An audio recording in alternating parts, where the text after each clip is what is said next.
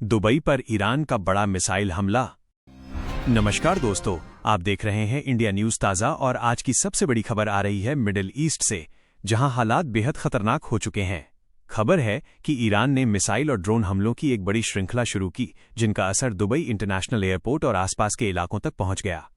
इस हमले के बाद पूरे खाड़ी क्षेत्र में हड़कंप मच गया, हजारों फ्लाइट्स रद्द हो गईं और दुनिया का सबसे व्यस्त एयरपोर्ट कुछ समय के लिए बंद करना पड़ा। आखिर ईरान ने दुबई को क्यों निशाना बनाया? इस हमले में कितना नुकसान हुआ? और क्या ये तीसरे विश्व युद्ध की शुरुआत है? आज की इस खास रिपोर्ट में हम आपको पूरी कहानी बताएंगे। चैप्टर 1, मिडिल ईस्ट में युद्ध की शुरुआत। सबसे पहले समझते हैं कि ये पूरा विवाद आखिर शुरू कैसे हुआ। दरअसल हाल ही में अमेरिका और इजरायल ने ईरान पर बड़े सैन्य हमले किए, जिनमें कई सैन्य ठिकानों को निशाना बनाया गया। इस ऑपरेशन को अमेरिका ने प्री एम्प्टिव स्ट्राइक बताया। इस हमले के बाद ईरान ने चेतावनी दी थी कि वो अमेरिका और उसके सहयोगियों को इसकी कीमत चुकवाएगा, और इसके कुछ ही घंटों बाद मिडिल ईस्ट के कई देशों में ड्रोन और मिसाइल हमले शुरू हो गए। चैप्टर 2, दुबई एयरपोर्ट पर हमला। सबसे बड़ा झटका तब लगा जब खबर आई कि दुबई इंटरनेशनल एयरपोर्ट को भी इस संघर्ष का असर झेलना पड़ा। दुबई इंटरनेशनल एयरपोर्ट दुनिया का सबसे व्यस्त एयरपोर्ट माना जाता है, लेकिन मिसाइल और ड्रोन खतरे के कारण अचानक एयरपोर्ट पर अलार्म बजने लगे और यात्रियों को बाहर निकाला गया। रिपोर्ट्स के मुताबिक एयरपोर्ट के एक टर्मिनल को हल्का नुकसान हुआ, 4 कर्मचारियों को चोटें आईं और एयरपोर्ट के कुछ हिस्सों को खाली कराना पड़ा। इसके बाद सुरक्षा कारणों से सभी फ्लाइट्स अस्थायी रूप से रोक दी गईं। चैप्टर 3, मिसाइल और ड्रोन की बारिश। ईरान ने इस जवाबी हमले में सिर्फ 1-2 नहीं बल्कि सैकड़ों ड्रोन और मिसाइल लॉन्च किए।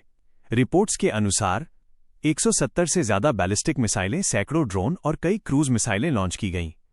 हालांकि यूएई की एयर डिफेंस सिस्टम ने अधिकतर मिसाइलों को हवा में ही मार गिराया, लेकिन कुछ मलबा जमीन पर गिरा, जिससे कई जगह आग और नुकसान हुआ।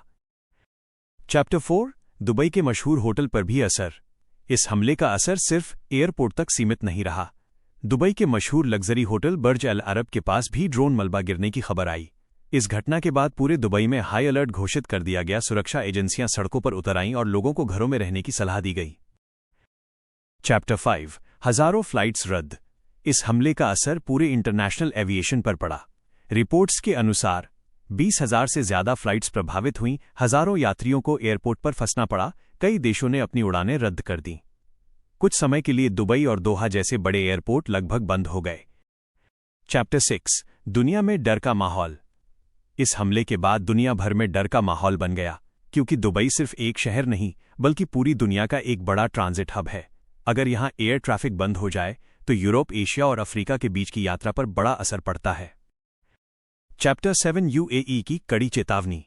हमलों के बाद संयुक्त अरब अमीरात ने भी कड़ा बयान दिया। सरकार ने कहा, जो लोग हमले की तस्वीरें और वीडियो सोशल मीडिया पर डालेंगे उन पर कानूनी कार्रवाई हो सकती है, क्योंकि इससे दुश्मन को सैन्य जानकारी मिल सकती है। चैप्टर 8, ट्रंप का बयान। इस पूरे मामले पर अमेरिका के पूर्व राष्ट्रपति डोनाल्ड ट्रंप ने भी बड़ा बयान दिया। उन्होंने कहा, ईरान को किसी भी कीमत पर दुनिया में आतंक फैलाने की इजाजत नहीं दी जाएगी। उन्होंने ये भी कहा कि अमेरिका अपने सहयोगी देशों की रक्षा करेगा। चैप्टर 9, इजरायल और ईरान का संघर्ष। इस पूरे संकट के पीछे असल जड़ है ईरान और इजरायल के बीच चल रहा तनाव। पिछले कई सालों से परमाणु कार्यक्रम, सैन्य शक्ति और क्षेत्रीय प्रभाव को लेकर दोनों देशों में टकराव है, और अब ये संघर्ष पूरे मिडिल ईस्ट में फैलता दिखाई दे रहा है। चैप्टर 10, क्या तीसरा विश्व युद्ध शुरू हो सकता है? सबसे बड़ा सवाल यही है, क्या ये वर्ल्ड वॉर 3 की शुरुआत है? विशेषज्ञों का कहना है, अगर अमेरिका, इजरायल, ईरान और खाड़ी देश सीधे युद्ध में उतरते हैं तो ये संघर्ष पूरे विश्व को प्रभावित कर सकता है। चैप्टर 11, दुबई एयरपोर्ट की स्थिति। हमले के बाद दुबई इंटरनेशनल एयरपोर्ट को कुछ समय के लिए बंद कर दिया गया था, लेकिन अब धीरे धीरे फ्लाइट शुरू हो रही हैं, एयरलाइन सीमित संचालन कर रही हैं और सुरक्षा बेहद कड़ी कर दी गई है। चैप्टर 12, लोगों की हालत। हमले के दौरान सायरन बज रहे थे, लोग घरों में छिप गए और एयरपोर्ट पर अफरा तफरी मच गई, लेकिन राहत की बात यह रही कि बड़ा नुकसान नहीं हुआ। चैप्टर 13, आगे क्या होगा? अब सबसे बड़ा सवाल यही है, क्या ईरान और हमले करेगा? क्या अमेरिका जवाबी हमला करेगा? और क्या मिडिल ईस्ट में बड़ा युद्ध शुरू हो जाएगा? फिलहाल दुनिया की निगाहें इसी संघर्ष पर टिकी हैं। तो दोस्तों, मिडिल ईस्ट में हालात बेहद तनावपूर्ण हो चुके हैं। ईरान के मिसाइल और ड्रोन हमलों ने दुबई जैसे सुरक्षित शहर को भी झकझोर दिया है। अगर यह संघर्ष आगे बढ़ता है तो इसका असर तेल बाजार, हवाई यात्रा और पूरी वैश्विक अर्थव्यवस्था पर पड़ सकता है। नमस्कार, धन्यवाद।